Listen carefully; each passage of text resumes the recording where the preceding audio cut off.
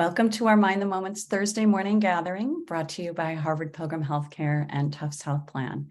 And this is a place where we invite experienced mindfulness instructors to speak with us about what mindfulness means to them and to process as a community how we can incorporate these practices into our daily lives.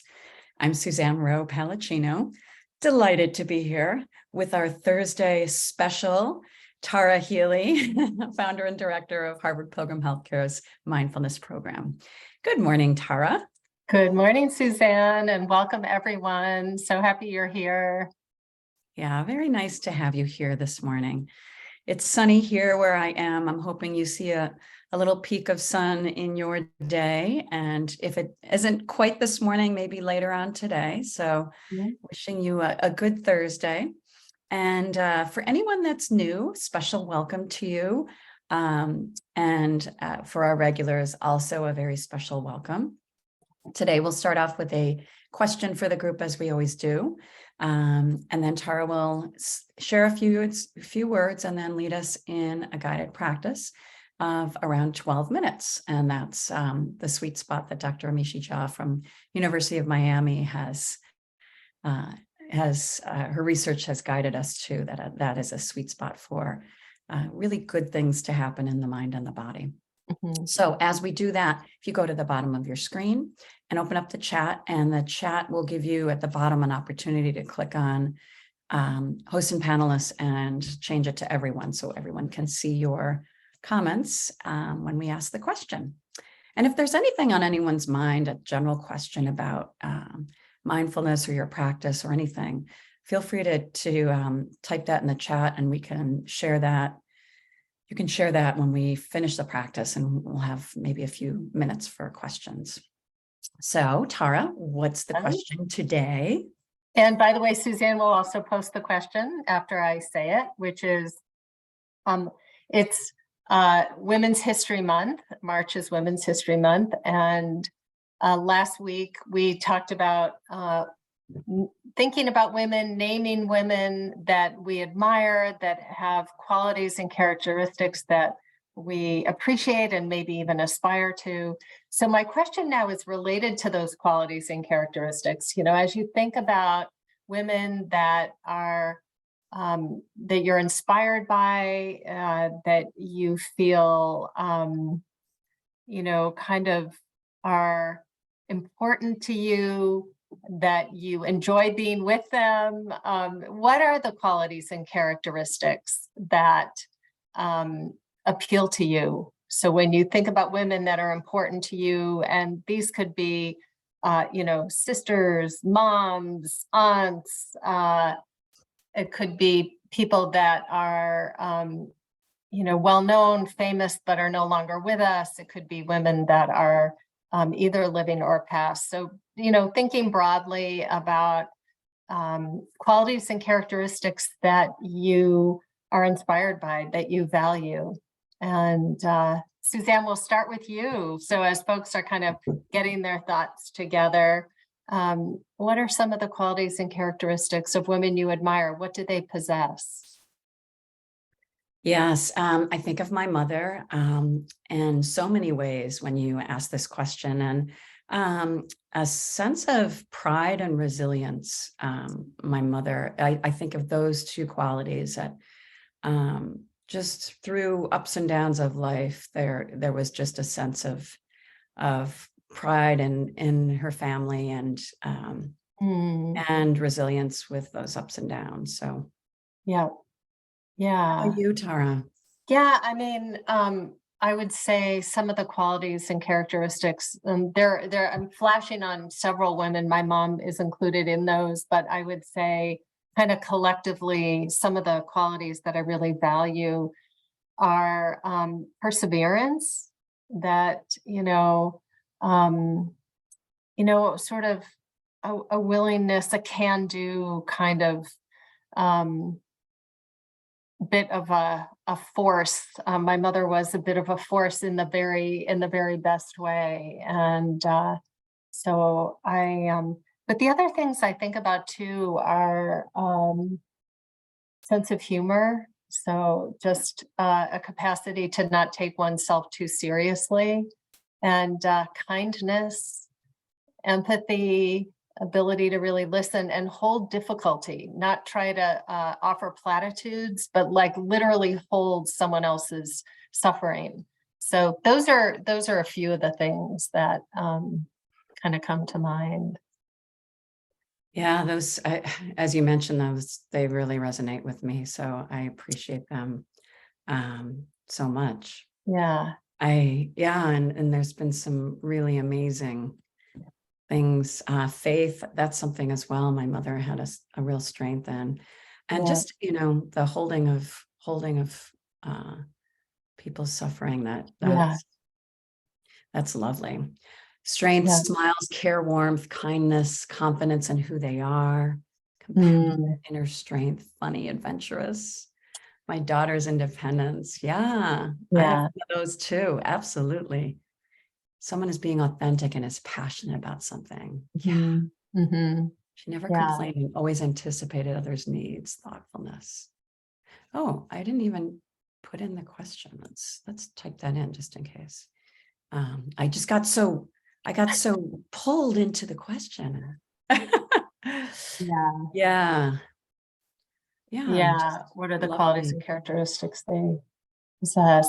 Yeah, I mean, I know it's funny. I really do feel like a flash of so many women, and some of what kind of the thread that sort of links them all, some of those characteristics. To listen and lead. Yeah. Yeah. Their daughters' high expectations of their world. Yeah. Yes. I love that it's nice to have people that are not passive about what's going on, but that, hold a high regard for what we should be doing in the world. I love that. Yeah. It's really, really cool to see a lot of young women, my niece included, who are really, showing up with strength and passion for causes that they care about. Yeah, it's Loretta mentioned too that yesterday was officially International Women's Day. Tara and I were talking before we went on that a friend of mine sent me the video for Peter Gabriel's song "Shaking the Tree," and it just resonated. I might I'll find the link and I'll send it to folks, but the words and what Tara mentioned as well is when it's so wonderful when men advocate for women. With him writing this song, it talked about waiting your time, dreaming of a better life. You don't have to do what your mother's done. This is your life. Your new life has begun. It's a woman's day. Turning the tide. You're nobody's slave. Find your sisters and brothers who can hear all the truth in what you say. They can support you when you're on your way. I mean, just there's so much in that song. And it's lovely for people of all genders to advocate for people that consider, that consider themselves gender as women. So well, let's go ahead and get started.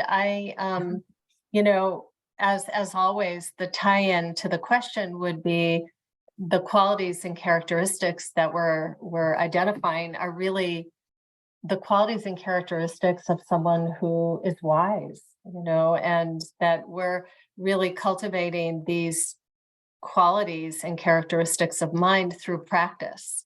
So we're getting to see our own habits, patterns, and tendencies of mind, and see, be able to distinguish those that are useful, helpful, pro-social, and those that aren't, and really having the capacity to see all of what arises in us and create that gap or that pause between impulse and action, and so that we're showing up in the world with the qualities that we value in others. We're actually cultivating through this practice. So with that, we're going to move into about 12 minutes, and then we'll have time to check in with each other. Sounds good. So go ahead and find a posture that feels like it's going to work for you this morning, standing or sitting or lying down. All of them, any of them are fine. Lying down's a little tricky in that it can bring about sleep. And sleepiness is common in practice at any time of the day. So just see how you're feeling. But sitting or if you're sitting or standing in a way, you want to hold your body upright so that you're not leaning back on a surface, but actually maintaining a spine that is upright and engaged. And see if you can soften the body around the spine and just surrender your weight into the support of the earth below. You can keep your eyes open or closed. If you decide to keep the eyes open, you want to gaze downward, just to kind of remove any peripheral distraction. And let's all begin with 2 deep breaths on your own, and make your exhalation a little bit longer than the inhalation. All of the 2 breaths just help us settle into the posture, arrive. And so go ahead and do 2 deep breaths.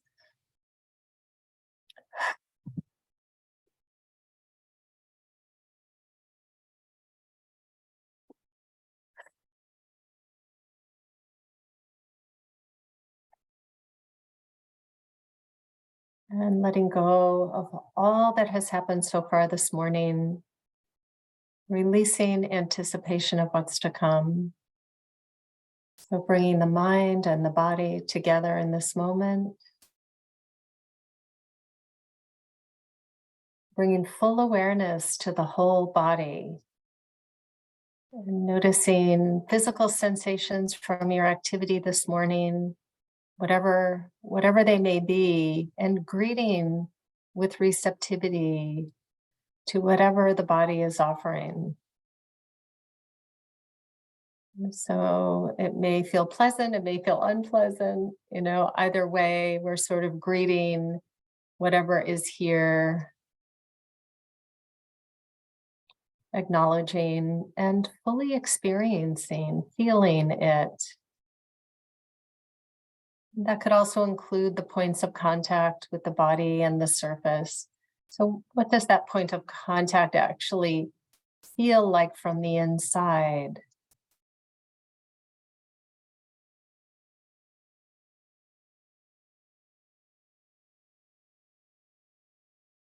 And so keeping with whole body awareness for just a moment, receiving sensation.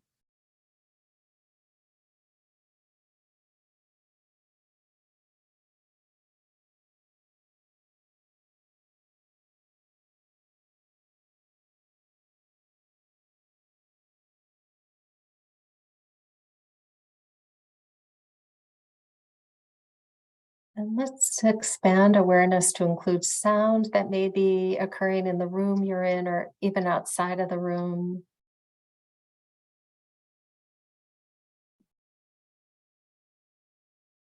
And just making a soft mental note, hearing.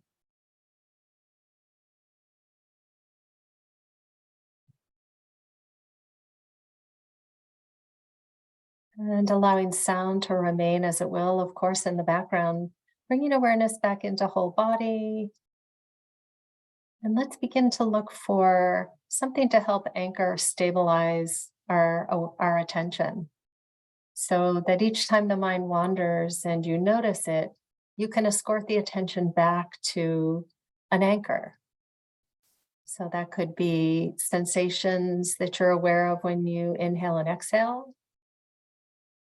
It could be even the movement that you're feeling of the body during the inhale and exhale.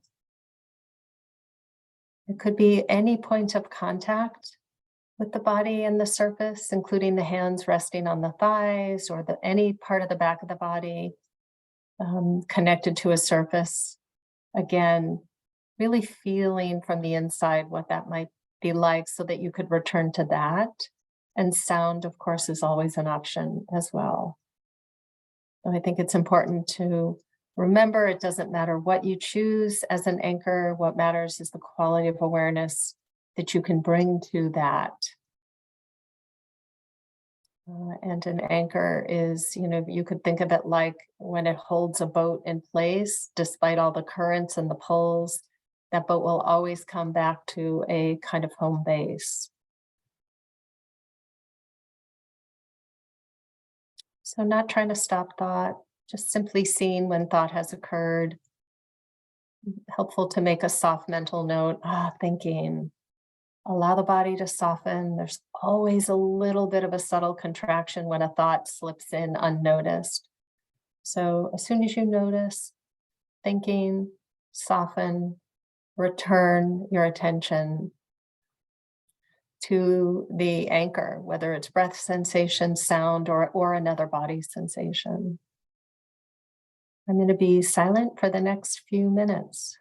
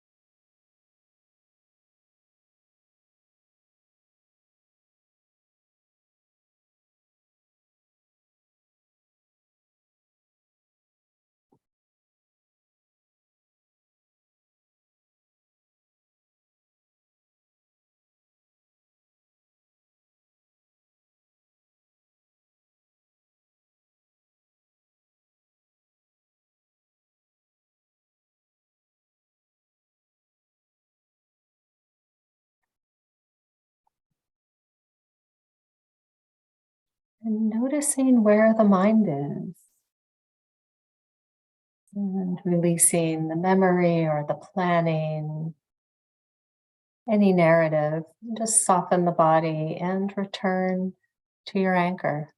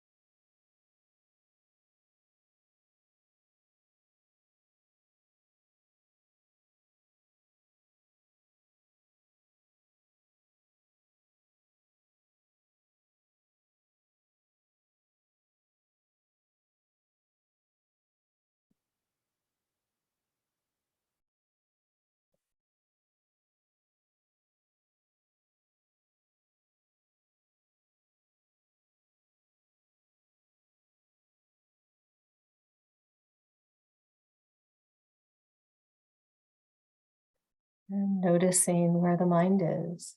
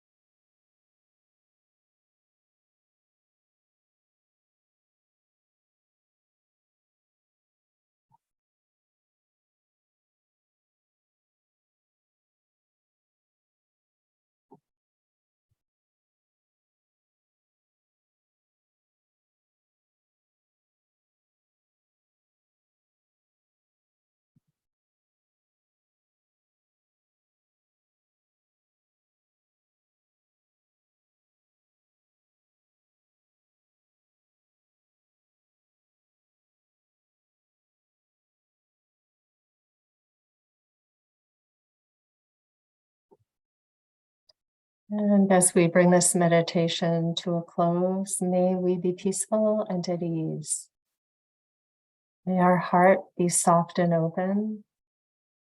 May we be safe and protected. And our body healthy and strong. And may our practice be of benefit to all. And as you feel ready, if your eyes were closed, you can gently open the eyes. And if they were open, you can look upward. And as I always say, it's helpful just to kind of reorient to the space that you're in. So take a moment to just look around the room, maybe give a little bit of a stretch. And yeah. Thank you so much, Tara. Yeah, we've got a little bit of time, more time than usual, I think. Not a lot of time, but we have a little bit to, again, share resources. You know, if anybody has watched something lately or listened to something lately or read something that was helpful and inspiring, to please feel free to share that, you know, really to think of us as a community of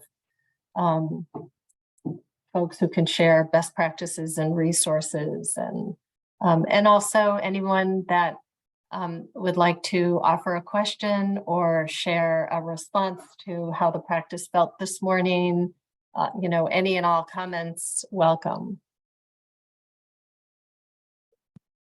Yeah, Sheila, I've been trying to master diaphragmatic breathing. I've been doing it incorrectly. Any tips or demos? Yeah, you know, the person I think of is the one who wrote the book Breathe. I'm drawing a blank on his name. James Nestor. James Nestor, because Sheila, I'm definitely not an expert on breathing, so I'd be hesitant to offer any tips there. I was still breathing in my chest without realizing that. Yeah, I would say look him up. He's great. And it's funny, like that you should mention that, because I've also just recently things have been coming across that I've been reading related to how important breath work is, and how much it can help heal the body. I mean, it's really remarkable. And many of us don't breathe correctly, but we don't even know it, you know, because the idea is on the in-breath, you know, you want to really expand the belly. The belly should be expanding. Yeah, so check him out. Yeah, and one thing he has also mentioned, I've seen a podcast with him. Okay, I don't know Jeffrey Schwartz. I went to UCLA.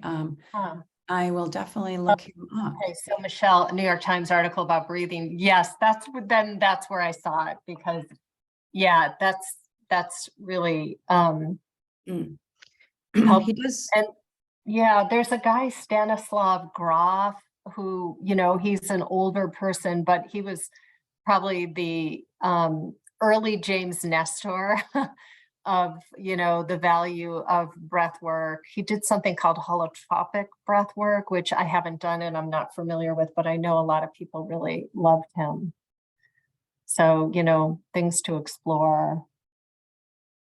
Yeah, and I know one thing he mentions is that we breathe out of our mouth too much, and our nose, because of the cilia, or the hair within the nostrils, that is meant to keep toxins out. So, of course, if we can't breathe through our nose because of other breathing issues, it's an issue. But that seems especially important, Suzanne, given the spread of COVID or other, that we actually, it's more protective to breathe through the nose. Mm-hmm. Yeah. Yeah, good resources, though. Those are wonderful. Yeah. Yes. The parasympathetic impact of, like what Tara mentioned, expanding the belly as you breathe in, really it engages the parasympathetic nervous system. Yeah. And Michelle's talking about, I think it's box breathing. Or no, it's not quite box breathing. So breathe in 4, hold for 4, breathe out 4. Yeah. I think as long as we're still breathing, that's a good thing, right? Sometimes we can overthink it too. So I think it's a balance of, at one point when I was meditating, there was someone that was recommending a particular type of breathing, and I think I started to overthink it a little bit. Yeah. But it is somewhat of a training process, like Yeah. anything. Yeah. No, totally. Yeah. So wonderful. Thank you for sharing all of this. It's so helpful. And so we'll be back here on Tuesday, and Zinat Potia will be with us. It feels like forever since she's been with us. Yeah, it does. Yeah. I look forward to having her. Wonderful. Mm-hmm. It really is. Yeah. So happy breathing today. There will be many opportunities, I'm sure, to tap into breath and just notice, how am I breathing today? That could be a good question to take into the day. Yeah. And am I breathing at times when I feel like I could use an extra breath, right? Yeah. So thank you, Tara, as always. Thank you, everybody. Yeah. Nice to see you. And so happy that everyone has joined this morning. Yes. And wishing you a good end to your week, a good weekend, and we will see you next week. Yeah. Have a good day. Yes.